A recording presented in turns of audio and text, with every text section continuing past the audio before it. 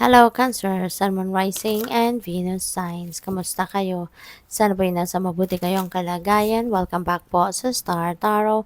At kung bago kayo rito, welcome din po kayo. Please subscribe, like, share my videos, and leave me a comment kung nakaresonate po kayo. Thank you.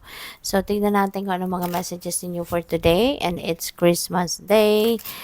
Cancer, kaya may you have a very blessed Christmas po. Have fun and enjoy this day, no?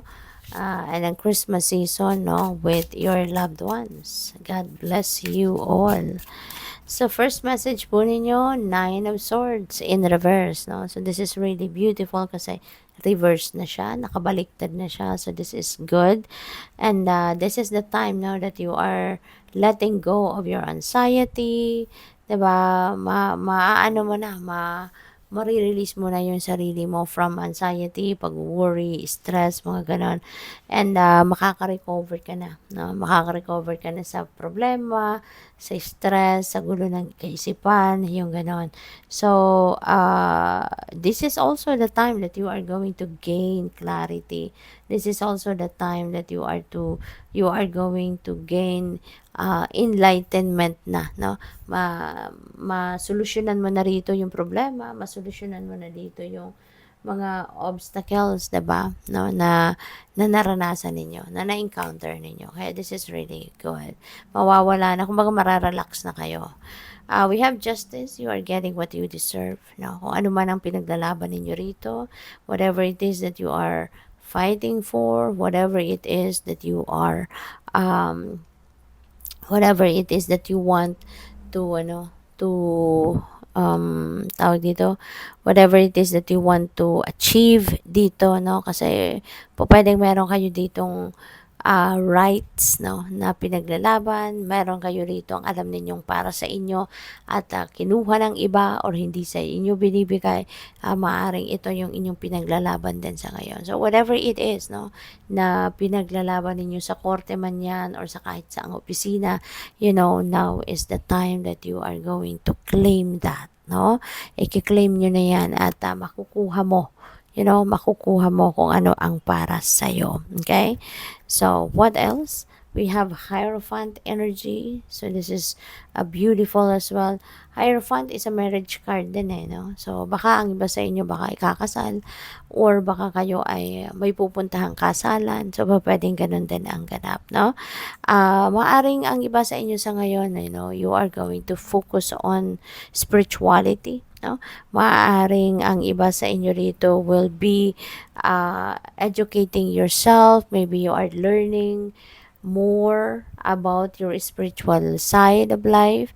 Maaring ang iba din sa inyo sa ngayon magiging active, no, sa inyong religious practices, or baka ang iba sa inyo dito maybe baka isa din kayong spiritual teacher, no? Or spiritual guide, spiritual counselor, mentor, life coach, mga ganon. Siguro ganon ang trabaho ninyo or yun ang ginagawa ninyo, no? So, pwedeng ganon din ang ganap.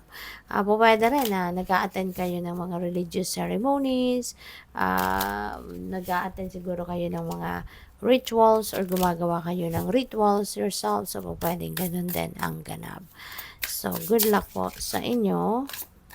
What else? We have celebration. Kick off the party activities and have a great time. Plan for a joyful future. Ayan, Cancer. So, probably, no? Meron ditong celebration.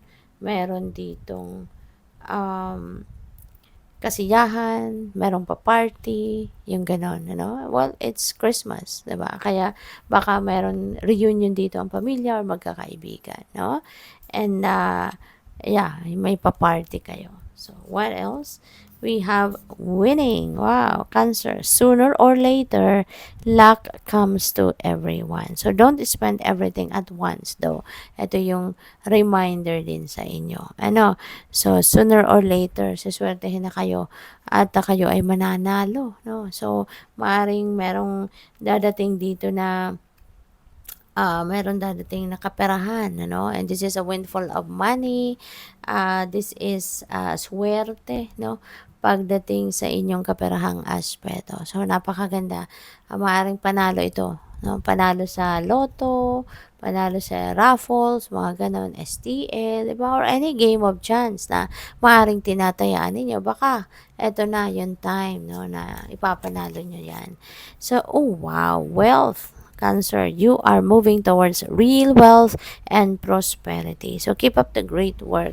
Wow. So, po pwedeng yung wealth na to, uh, siguro kasi parang maglalakad kayo dito sa kaperahan.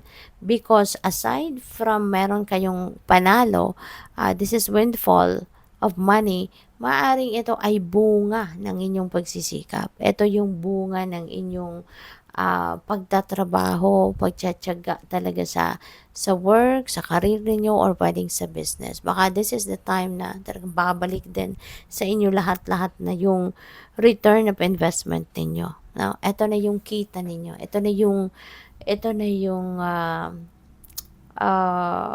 ito na yung financial reward ninyo, kumbaga, no?